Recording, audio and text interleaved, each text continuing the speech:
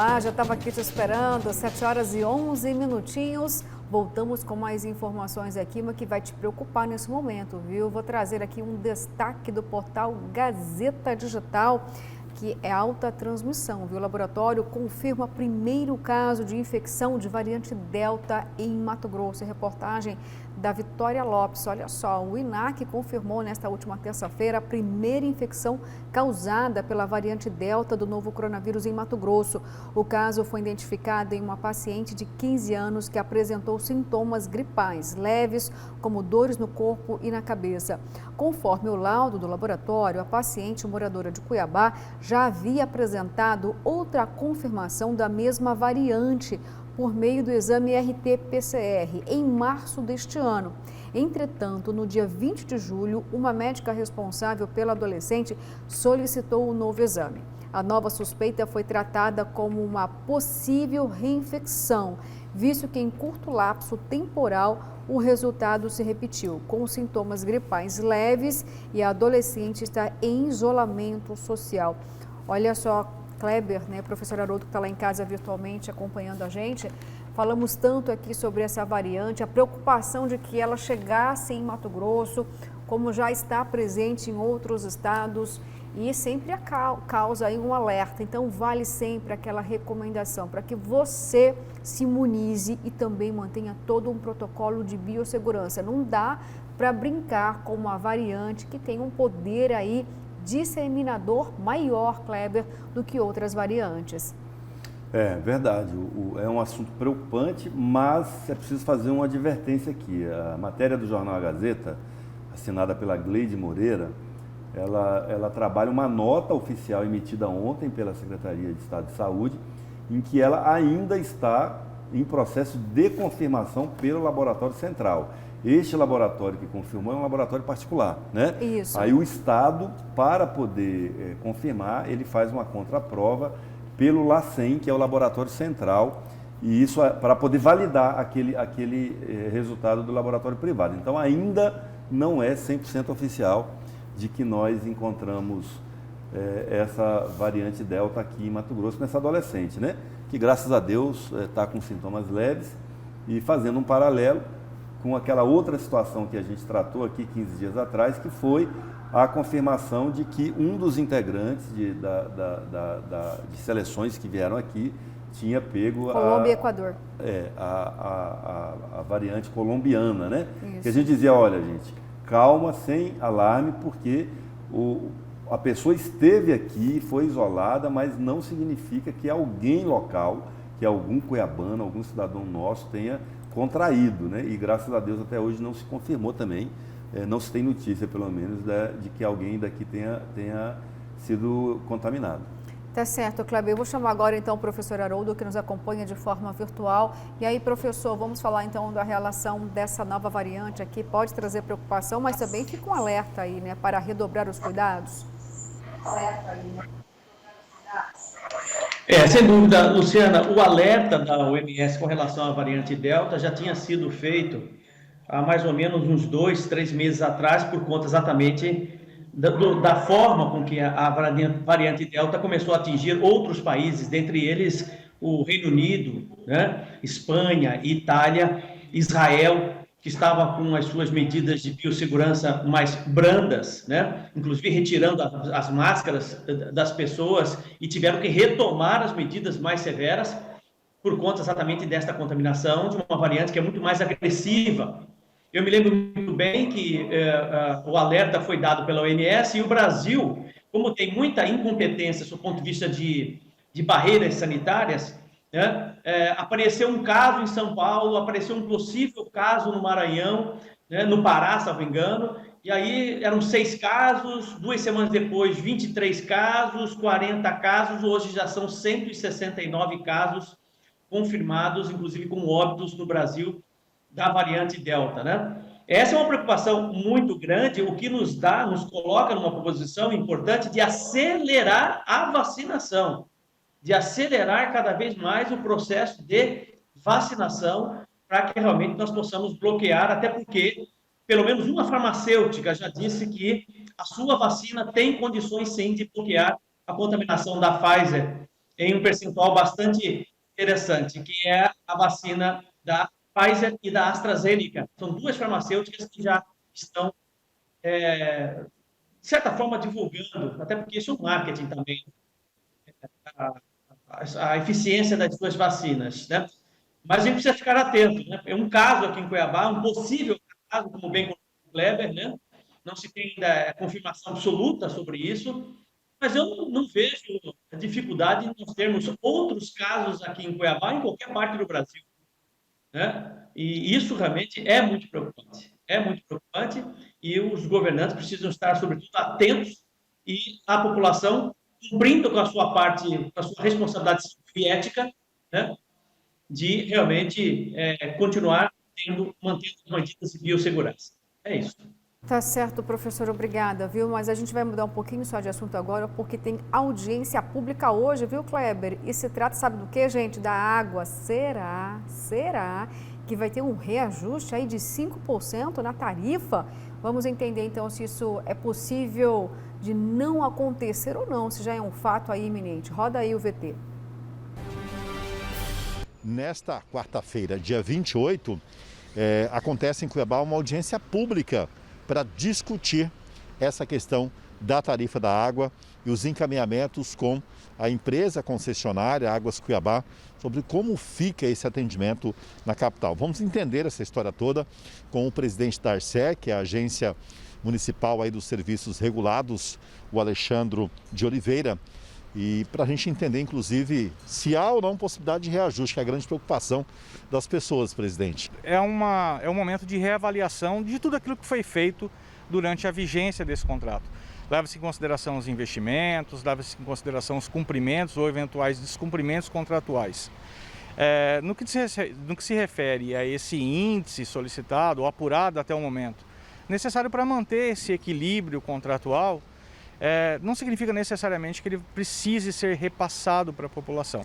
Existem outras formas de compor com o contrato sem necessariamente para repassar isso para o usuário.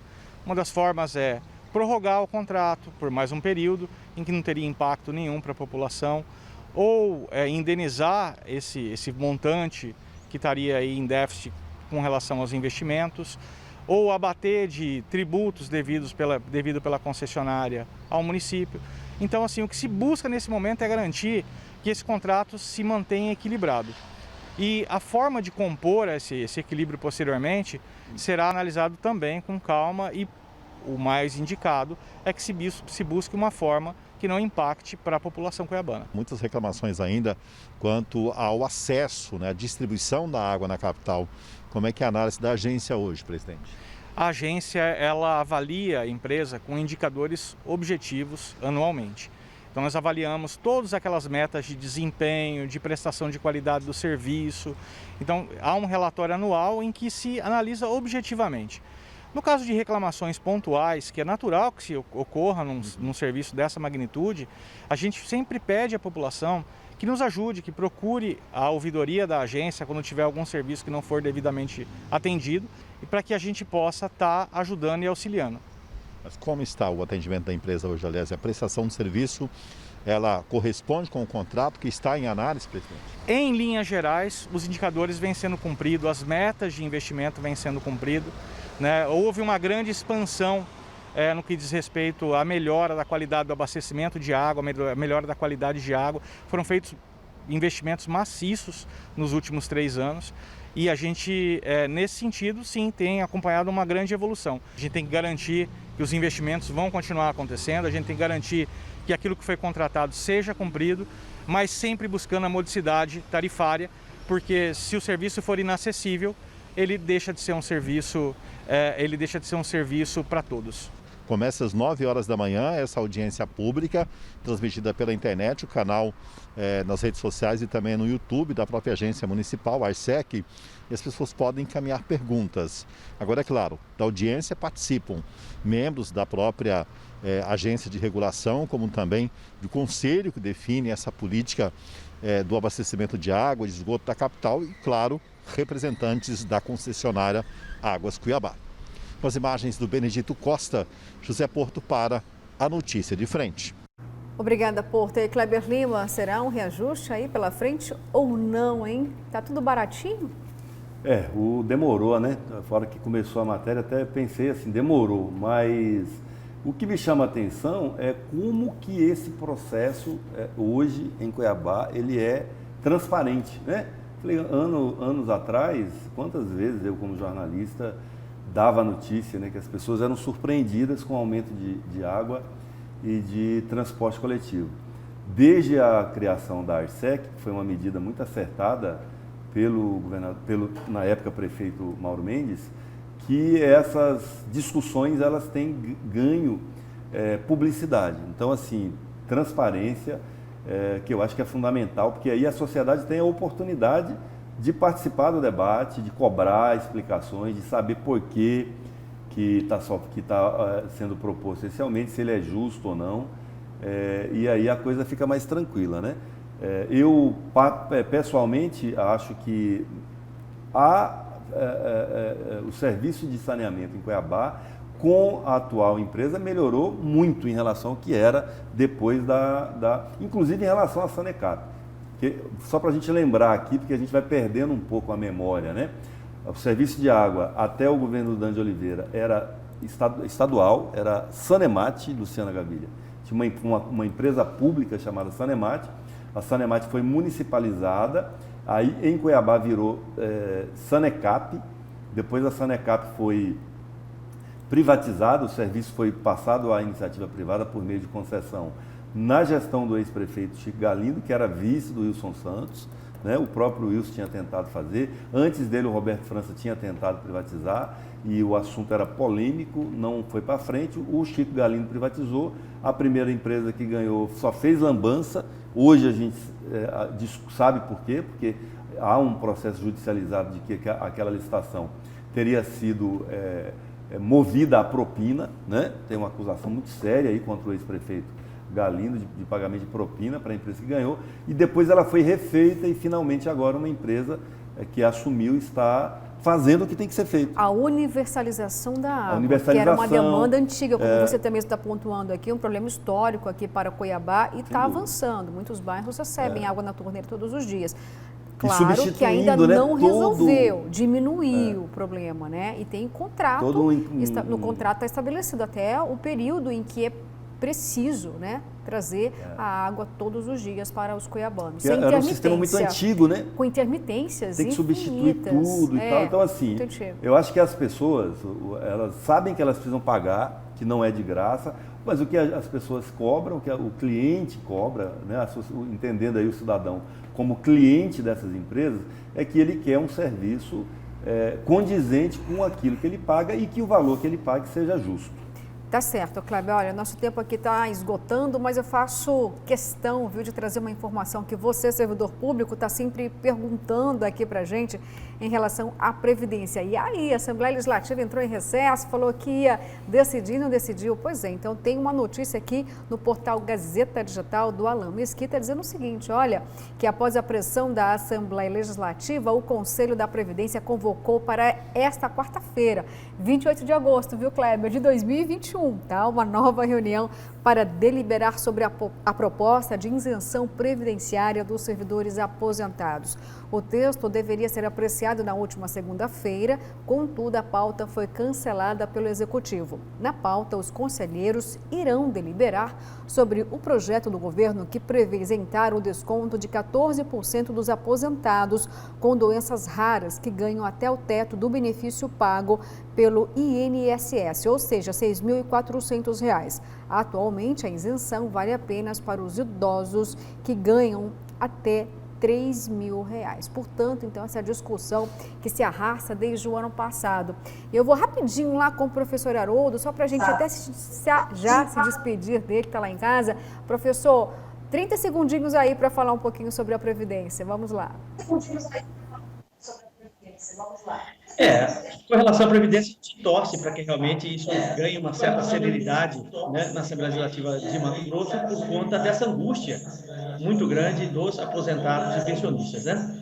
Isso que a gente espera. Eu sempre disse que deveria ser prioridade zero na Assembleia Legislativa, com relação aos projetos que precisariam ser votar. Mas, infelizmente, ainda existe esse atraso com relação a essa decisão que o próprio Eduardo Monteiro já disse que se posicionou que deveria ter um pouquinho mais de celeridade, né? É isso, tá? Mas eu estou vendo que o programa está chegando ao fim. Eu quero agradecer a todos, né, pela oportunidade e amanhã pela manhã, se Deus quiser, estaremos de volta. Opa, se Deus quiser, boa recuperação aí para o senhor, para a sua família. Obrigada, tá? Por assim mesmo participar com a gente de forma virtual. E Kleber Lima, bom dia para você novamente, uma excelente quarta-feira e para você também, viu? Curta aí o seu friozinho e amanhã, quinta-feira, aqui estaremos te esperando, hein? Bom dia, Luciana, bom dia a todos vocês. Professor, melhoras aí, viu? Para você e sua família.